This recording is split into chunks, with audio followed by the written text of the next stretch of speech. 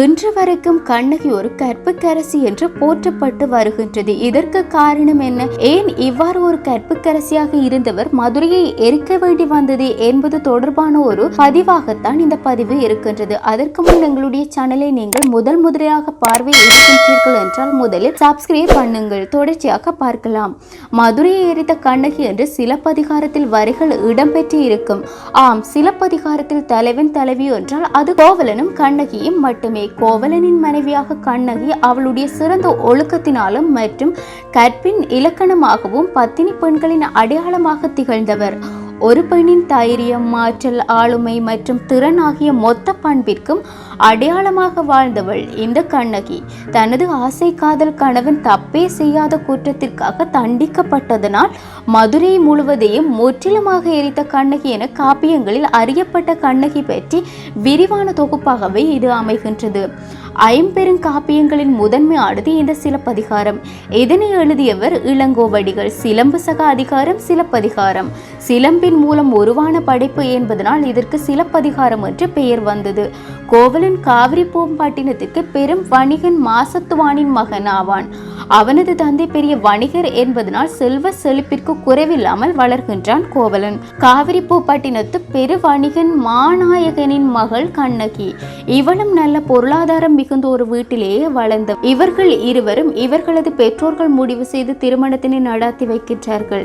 இவர்களது திருமண வாழ்க்கை நன்றாகவே சென்று கொண்டிருந்தது. அது எதுவரை என்றால் மாதவி கோவலனின் வாழ்க்கையில் வராத வரையில். கோவலனின் வாழ்வில் மாதவி வந்ததும் அவன் கண்ணகியை விட்டு விலகினான். கோவலன் கண்ணகி இருவரும் தங்களுடைய இல்லற வாழ்க்கையில் சந்தோஷமாகவே இருந்தனர்.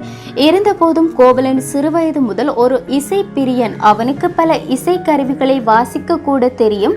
இசையில் மட்டுமல்லாது அவனுக்கு கலை என்றாலே பிடிக்கும். அதனால் இவனுக்கு அனைத்து கலைகளையும் ரசிக்கும் பழக்கமும் இருந்தது. இந்த நிலையில் தான் கோவலன் ஒரு முறை பூம்புகாரில் ஒரு ஆடல் அரசி மாதவி என்பவளை சந்திக்கின்றான். அவளின் நடனம் கோவலனுக்கு பிடிக்கவே அவளுடன் சேர்ந்து வாழ ஆசைப்பட்டான். கோவலனின் ஆசைக்கு இணங்கிய மாதவி கோவலனுடன் ஒரு வீட்டில் இணைந்து வாழ ஆரம்பித்தாள். இந்த சமயத்தில் தான் கோவலன் கண்ணகியை விட்டு பிரிந்து வாழ்ந்து மாதவியுடன் நிரந்தரமாக வாழ ஆரம்பித்தான். கண்ணகியோ தனது கணவன் தன்னை விட்டு பிரிந்து சென்று வேறொரு பெண்ணுடன் தன் கணவன் இருப்பதை நினைத்து மிகுந்த வருத்தம் அடைகின்றாள். மன உளைச்சலுக்கும் ஆளாகின்றாள். தனது கணவன் பிரிந்து சென்றதும் அவனை பற்றி தப்பாக நினைக்காமல், யாரை பற்றியும் பழிகூற நினைக்காமல் எப்படி கோவலனுடன் நாம் ஒன்று சேர்வது என்று மட்டுமே கண்ணகி சிந்தித்தாள். மாதவியுடன் ஒரு இல்லத்தில் தங்கியிருந்த கோவலன் மாதவி மீது தீவிர மோகத்தில் இருந்தான். இதன் காரணமாக மாதவி எதை கேட்டாலும் தயங்காமல் அனைத்தையும் செய்தாள். கோவலன் மாதவியுடன் இருக்கும் பொழுது கோவலனுக்கு தனது சுய அறிவு மயங்கிய நிலையில் இருந்ததால் தான் என்றே கூற வேண்டும். இதனை பயன்படுத்தி மாதவி கோவலனிடமிருந்து செல்வங்கள் கொஞ்சம் கொஞ்சமாக வாங்கினாள். கடைசியில் அனைத்து செல்வத்தினையும் மாதவியிடம் பறிகொடுத்தான் கோவலன். இந்த நிலையில் மாதவி கோவலனிடம் இருந்து சற்று விலக ஆரம்பித்தார். இதனை நன்கு உணர்ந்திருந்தான் கோவலன். செல்வத்தினை இழந்த சிறிது காலத்தில் கோவலனுக்கு மாதவி மீது இருந்த ஈர்ப்பு போக போக அவன் மீண்டும் கண்ணகியிடம் தஞ்சமடைந்தான். வேறொரு பெண்ணிடம் இருந்து விட்டு தன்னிடம் மீண்டும் திரும்பி வந்த தன் கணவனை அவள் ஒரு வார்த்தை கூட நடந்தவற்றை பற்றி கேட்கவில்லை. அந்த அளவிற்கு கோவலன் மீது கண்ணகி அன்பு வைத்திருந்தாள். தன் மனைவியிடம் திரும்பி வந்த கோவலன் அவளை பார்த்து மனம் நொந்தான். மேலும் அவளது கைகளை பற்றி, எனது முழு செல்வத்தினையும் நான் தற்போது இழந்து விட்டேன். ஆகவே நான் மதுரையை சென்று செல்வத்தினை ஈட்ட வேண்டும் என்றுதான் மனைவியிடம் கண் கலங்கி நின்றான். இதனை கேட்ட கண்ணகி, என்ன ஆனாலும் நான் உங்களுடன் தான் இருப்பேன், நீங்கள் எதற்கும் கவலைப்பட வேண்டாம் என்று கூறி தனது கணவனுடன் மதுரையை நோக்கி புறப்பட்டாள்.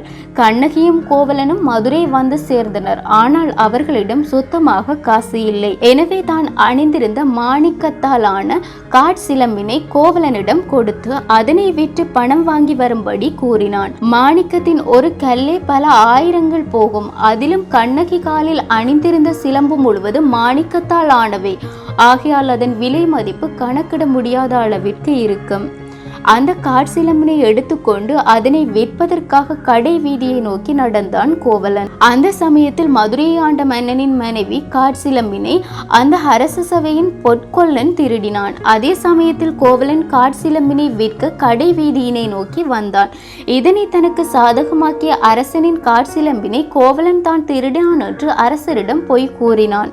கோவலனை காட்சிலம்புடன் அரண்மனைக்கு அழைத்து வந்த அரண்மனை காவலாளிகள் கோவலனை அரசனிடம் முன்பு நிற்க வைத்தார்கள். அப்போது கோவலன், இந்த காட்சிலம்பு என் மனைவி கண்ணகி உடையது.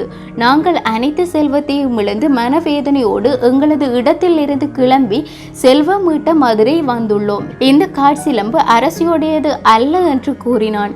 அதனை ஏற்க மறுத்த அரசன் விசாரணை ஏதும் செய்யாமல் அதிலும் உண்மையினை ஆராயாமல் கோவலனை கொலை செய்யும்படி தீர்ப்பு வழங்கினான். அந்த தீர்ப்பின்படி கோவலனும் கொல்லப்பட்டான்.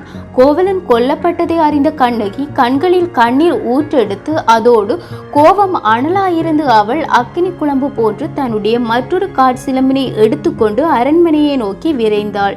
அரச சபையை அடைந்த கண்ணகி அரசன் முன்பு நின்று எந்த விசாரணையும் இன்றி என் கணவனை கொன்றது தவறு என்று சீறினாள். மேலும் தனது மற்றொரு காட்சிலம்பினை உடைத்து அதில் மாணிக்க கற்கள் இருப்பதை அரசனுக்கு காண்பித்தாள். அரசியின் காட்சிலம்பில் முத்துக்கள் மட்டுமே இருக்கும் என்பது உங்களுக்கு தெரியாதா? என் கணவன் கையில் இருந்த காட்சிலம்பினை கொண்டு வந்து உடைத்து பாருங்கள், அதில் மாணிக்க கற்கள் இருக்கும் என்று தனது கோபத்தில் அரசனை நோக்கி முறையிட்டாள். பிறகு அவள் கூறியவாறே கோவலனின் கைகளில் இருந்த காட்சிலம்பினை உடைத்து பார்க்கையில் அதில் மாணிக்க கற்கள் இருந்தன. இதனை கண்ட அரசனும் அரசியும் அதிர்ச்சி அடைந்தனர். தான் தவறான தீர்ப்பினை வழங்கிவிட்டேன், இப்போதே என் உயிர் பிரியட்டும் என்று கூறி கீழே விழுந்த மன்னன் இறந்தான். என் கணவன் இல்லை, உலகில் நான் இருக்க கூடாது என்று அரசன் அருகில் விழுந்த அரசியும் தன் உயிரை விட்டார். அரசனும் அரசியும் இறந்தும் கூட கண்ணகியின் கோபம் தணியவில்லை. கற்புக்கு பேர் போன பத்தினி என்பதனால் அவள் விடும் சாபம் பலிக்கும் என்பதை அறிந்த கண்ணகி, என் கணவனுக்கு அநியாயம் இழைத்த இந்த மதுரை நகர் முழுவதும் தீக்கு இரையாகட்டும் என்று சாபமிட்டாள்.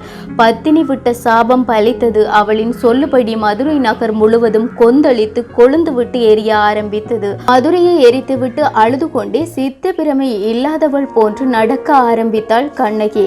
நடந்து நடந்து அவளுடைய தாமரை பொற்பாதங்கள் முழுவதும் குருதியில் நனைந்தன. கடைசியில் தற்போதைய கேரளா மாநிலத்தில் ஒரு பகுதியான இடுக்கி என்கின்ற மலை பிரதேசத்தை அடைந்தாள். அங்கு குறவர்களிடம் தனக்கு நடந்த அநீதியை கூறி அழுதாள். மேலும் சில காலம் அவர்களுடனே இருந்து தன் மரணத்திற்காக காத்திருந்தாள். அப்போது ஒரு நாள் தேவர் உலகில் இருந்து நிலவின் வழியே கோவலன் வந்து கண்ணகியை அங்கிருந்து கூட்டி சென்றதாக ஒரு குறிப்பு. மேலும் கோவலன் கண்ணகியை மீட்டு சென்ற இடத்தில் இன்றளவிலும் ஒரு கோயில் உள்ளது. அதில் கடவுளாக கோவலனும் கண்ணகியும் இருக்கின்றார். வருடத்திற்கு ஒரு முறை வரும் சித்ரா பௌர்ணமி அன்று மட்டுமே அங்கு அவர்களை தரிசிக்க மக்கள் அனுமதிக்கப்படுகின்றார்கள் என்பது இப்பொழுதும் நடந்து கொண்டிருக்கின்ற ஒரு விடயம். கண்ணகி கற்புக்கரசி என்பதையும் இதனூடாகவே பலர் இன்று வரைக்கும் பேசிக் கொண்டு வருகின்றார்கள் என்பதும் யாரும் மறுத்துவிட முடியாத ஒரு உண்மையாக இருக்கின்றது.